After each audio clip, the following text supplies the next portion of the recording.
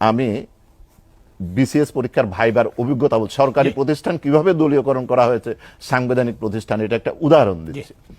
তো সেখানে যাওয়ার পরে একটা ক্যান্ডিডেট আসলো, বোর্ডের চেয়ারম্যান, তাকে পিছনে বঙ্গবন্ধুর ছবি ছিল, প্রধানমন্ত্রী বঙ্গবন্ধুর ছবি থাকে প্রত্যেক অফিসে ছিল।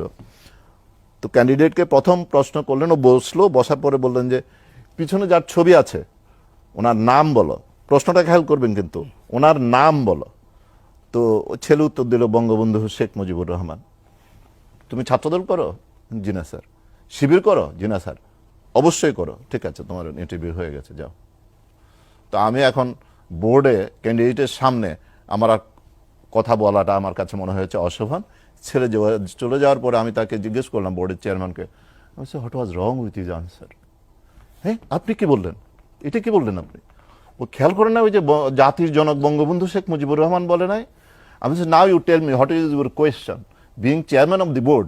আপনি তাকে কি প্রশ্ন করেছেন? প্রশ্ন করেছেন যে ওনার নাম বলো। Correct answer could have been Sheikh Mujibur Rahman. সে তো বঙ্গবন্ধু বলেছে যেটা, সেটাও বাড়তি বলেছে।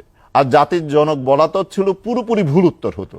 কারণ এখন যদি বঙ্গবন্ধু বেঁচে থাকতেন আর তার একটা পাসপোর্ট করতে যেতাম, সেটার মধ্যে কি বঙ্গবন্ধু ওখানে পাসপোর্টের মধ্যে লিখতেন জাতির জনক বঙ্গবন্ধু শেখ মুজিবুর রহমান?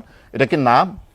প্রশ্ন করেছেন নাম কি, আর আপনি কেন সে জাতির জনক বলে নাই, এটার জন্য একটা ছেলে বিসিএস এর রিটেন পাস করলো, প্রিলিমিনারি পাস করলো, করে এখান পর্যন্ত আসলো, আর আপনি তাকে পত্রপাঠ বিদায় করে দিলেন। And believe me, that was my last viva. যে এরপরে আমাকে পিএসসি আর ভাইবাতে কখনো ডাকেনি।